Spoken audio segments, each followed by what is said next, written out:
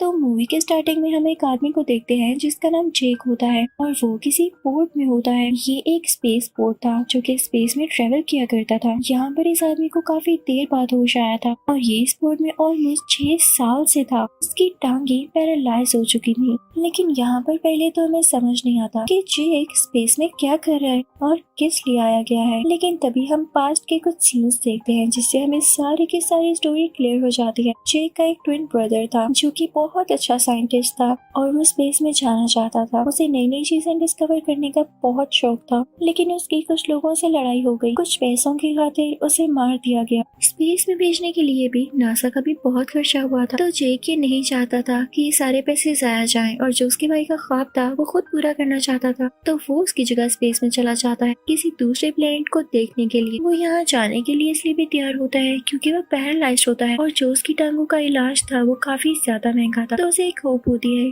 कि जिस मिशन पर वो जा रहा है अगर वो उसमें कामयाब हो गया तो काफी ज्यादा पैसे अर्न कर सकता है और फिर वो उनको यूज करते हुए अपना इलाज करवाएगा। होता तो वो बहुत हार्ड वर्किंग है। बेशक उसकी टांगे नहीं होती लेकिन वो बहुत स्ट्रॉन्ग होता है। तो उसे खुद पर यकीन होता है कि ये वो कर लेगा। अगर बात कर ली जाए उस प्लेनेट की तो उस प्लेनेट पर ऑक्सीजन नहीं होती। उसके साथ और भी जो लोग जाने वाले थे वो सब एक जगह पर इकट्ठे होते हैं जहाँ पर वो अपने लीडर से मिलते हैं। तो उनका लीडर उन्हें समझाने लगता है कि तुम लोगों ने किस तरह से वहाँ के हालात को फेस करना है और वहाँ पर अगर किसी क्रिएचर से सामना होता भी है तो उसको किस तरह से हराना है या उसे कैसे बचना है। तभी जेक यहाँ पर एक आदमी से मिलता है और इन दोनों की ट्रेनिंग 3 साल एक साथ हुई थी। तो इनमें काफी अच्छी जान पहचान थी। तो वो आदमी जेक को उसका अवतार दिखाता है।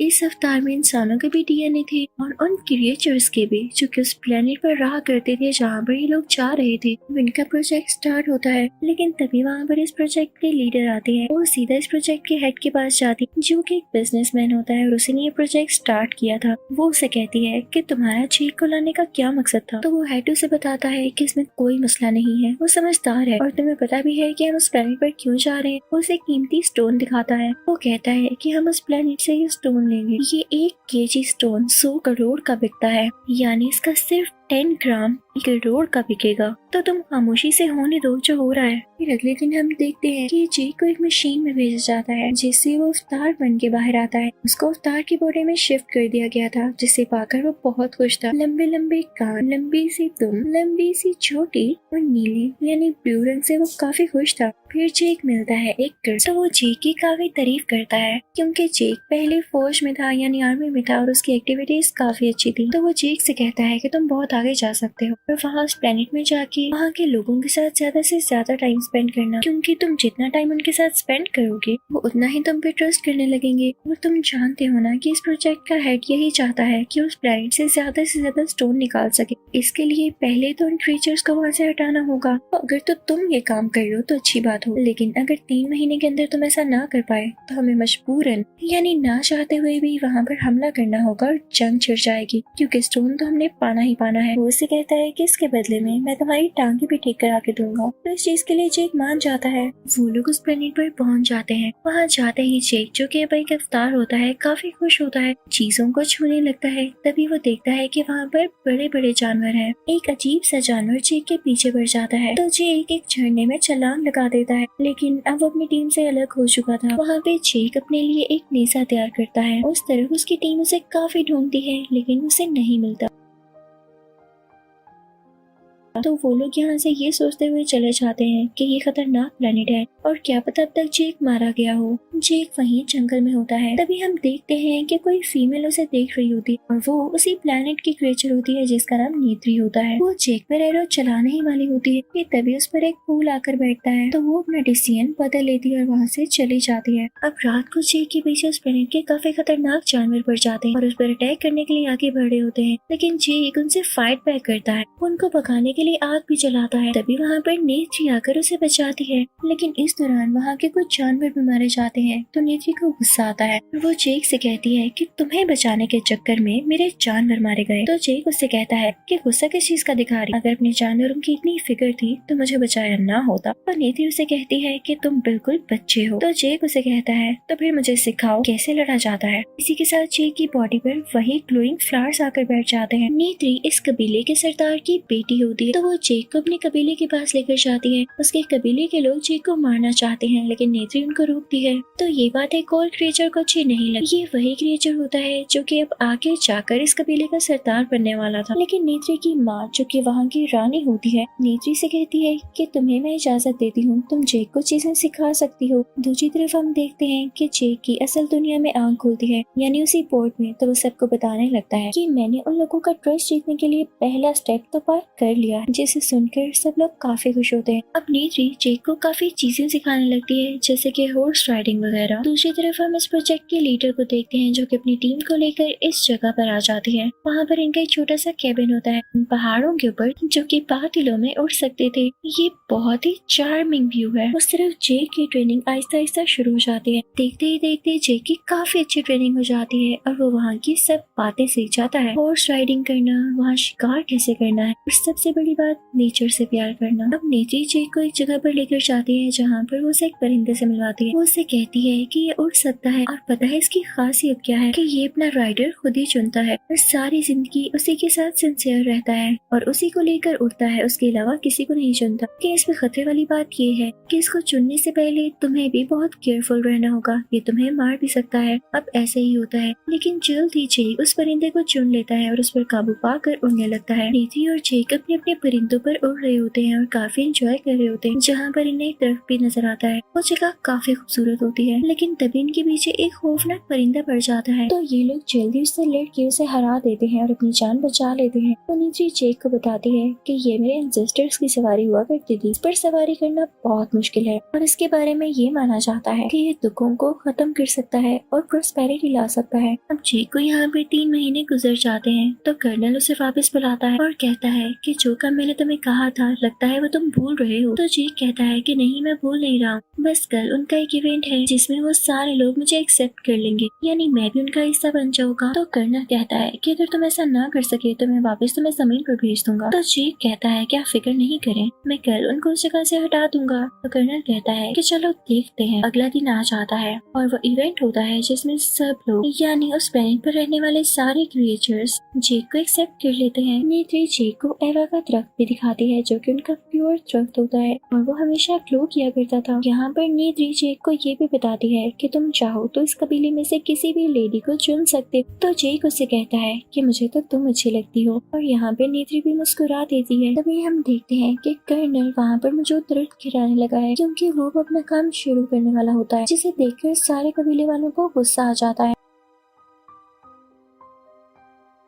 जेक उनको रोकने की काफी कोशिश करता है लेकिन इंसान तो रुके नहीं रहे थे। ये सब देखकर वो क्रिएचर जो इस कबीले का नया सरदार बनने वाला था जेक पर हमला कर देता है और नेत्री उसे बचाती है। अब इस प्रोजेक्ट के लीडर कर्नल से कहती है कि जरूरी नहीं है कि तुम उनकी जमीन खोद कर उनके दरख्तों को गिरा कर स्टोन को हासिल करो, क्या पता स्टोन चारों तरफ हो। तब तक जेक भी आ जाता है जो कि आकर कर्नल को समझाता है और इस प्रोजेक्ट के हेड से भी कहता है कि आप लोगों को ये स्टोन क्यों चाहिए। वो लोग नेचर को बहुत पसंद करते हैं, वो कभी भी से नहीं जाने वाले। तो कर्नल कहता है कि हमें इससे फर्क नहीं पड़ता, अगर वो नहीं जाएंगे तो मैं तुम्हें पहले ही बता चुका हूँ कि हम जंग करेंगे। अब कल सुबह ऐसा ही होगा। लीडर और जेक उन्हें समझाने की काफी कोशिश करते हैं लेकिन वो तो सुन ही नहीं रहा होता। वो बस उनको इतना सा मौका देता है कि तुम लोग वापिस अपने अवतार में एक बार जा सकते हो और उनको डील कर सकते हो, ये तुम लोग के पास आखिरी मौका है। इस प्रोजेक्ट के लीडर और जेक अपने अपने अवतार में चले जाते हैं और दोबारा से उस प्लेनेट पर जाते हैं जहाँ पर जेक जाकर सब कुछ सच सच बता देता है कि मुझे यहाँ पर इसीलिए भेजा गया था कि मैं आप लोगों को इस जगह से हटा सकूं क्योंकि हमें यहाँ से कुछ जरूरी चीजें चाहिए। तो नेत्री सुन के रोने लगती है और चिल्लाने लगती है कि तुमने मुझे धोखा दिया है, तुम अब तक ड्रामा करते आ रहे थे। उस प्लेनेट के क्रिएचर्स जेक और उस प्रोजेक्ट के लीडर को कैद कर लेते हैं। तभी वहाँ पर कर्नल अपने लोगों के साथ आ जाता है। जेक उसे मना भी कर रहा होता है लेकिन वो फिर भी इस तरफ आ जाता है। अब इस कबीले के लोग उन पर अटैक करने लगते हैं लेकिन वो अपने बो और एरो से कितना अटैक कर पाते। कर्नल उन पर बॉम्ब्स फेंकने लगता है जिससे हर तरफ आग लग जाती है और कबीले के लोग डर के रोने लगते हैं। तभी एक फीमेल क्रिएचर जेक के पास आती है और उसे खोलते हुए कहती है कि हमारी जान बचाओ। लेकिन इतनी ही देर में कर्नल वो दरख्त भी गिरा देता है जो कि उनका प्योर दरख्त था। सब लोग ये देख के काफी दुखी होते हैं और उन्हें इंसानों पर काफी ज्यादा गुस्सा आ रहा होता है। इस सब में नेत्री के फादर यानी इस कबीले के लीडर की भी डेथ हो जाती है। इस प्रोजेक्ट का हेड और कर्नल ऑर्डर्स देता है कि जेक और इस प्रोजेक्ट के लीडर को अरेस्ट कर लिया जाए। लेकिन तभी वहाँ पर एक पायलट आती है जो कि फाइटर प्लेन चलाया करती थी। वो उनको आकर बच जाती है। अब ये सारे लोग एक और स्पेसशिप में होते हैं जहाँ पर कर्नल की फायरिंग की वजह से इस प्रोजेक्ट की लीडर जख्मी हो चुकी होती है। यहाँ पर जेक दोबारा से अपने अवतार में आ जाता है,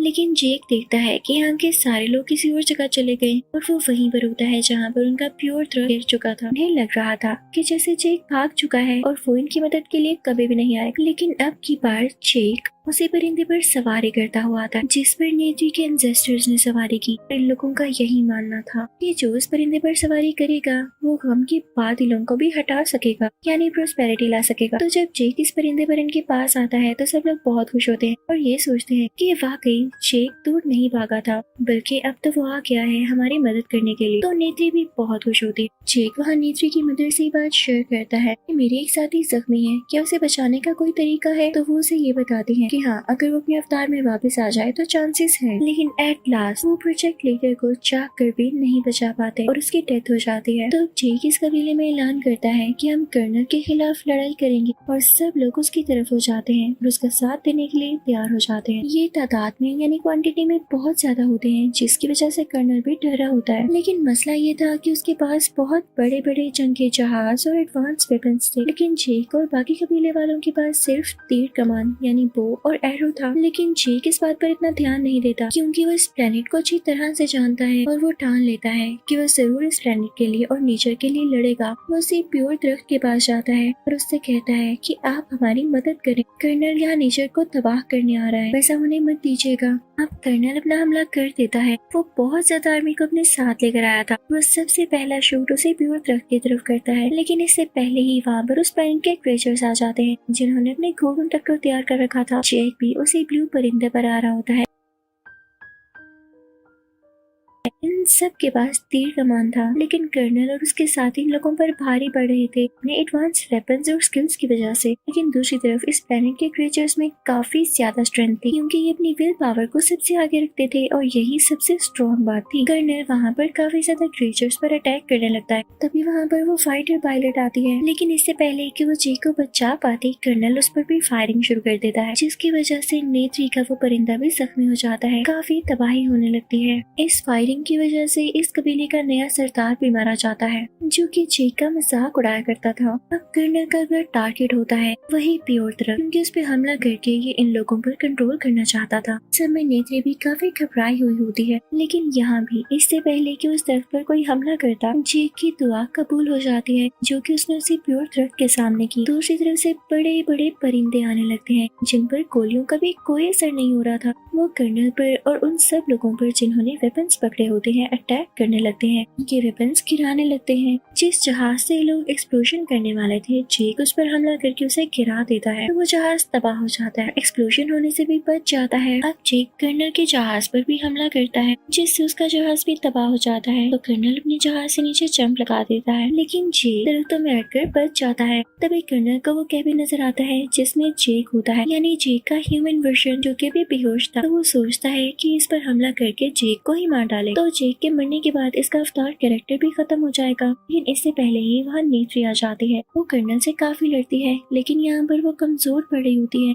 और तभी वहाँ पर जेक आ जाता है। जेक कर्नल को अपने ह्यूमन वर्जन को मारने के लिए रोकता है, लेकिन कर्नल उसकी चोटी पकड़ लेता है और उसे ऊपर हवा में उठा लेता है। उसे काफी ब्लैकमेल कर रहा होता है कि मैं तुम्हें मार डालूंगा। लेकिन इससे पहले कर्नल जेक को हाथ भी लगाती थी, वहाँ आके अपना तीर चलाती है जो कि सीधा कर्नल को लगता है और अब इस बार कर्नल वाकई मारा जा चुका था। तभी जेक भी बेहोश हो जाता है क्योंकि उसे भी चोट आई थी और वो अपने ह्यूमन वर्जन में कैबिन में वापस आ जाता है। उसे सांस नहीं आ रहा होता क्योंकि यहाँ पर ऑक्सीजन काफी कम होती है, लेकिन तभी यहाँ पर नेत्री आती है और उसे ऑक्सीजन मास्क लगाती है। दोनों स्माइल करते हैं क्योंकि नेत्री ने जेक की जान बचाई थी और जेक ने नेत्री का प्लैनेट। मूवी के लास्ट सीन में हम देखते हैं कि बाकी सब इंसानों को जमीन पर भेज दिया जाता है और सिर्फ जेक को वहाँ पर रखा जाता है और उसके साथ कुछ सिलेक्टेड लोगों को जो कि इन क्रिएचर्स के साथ मिलकर रहने वाले थे।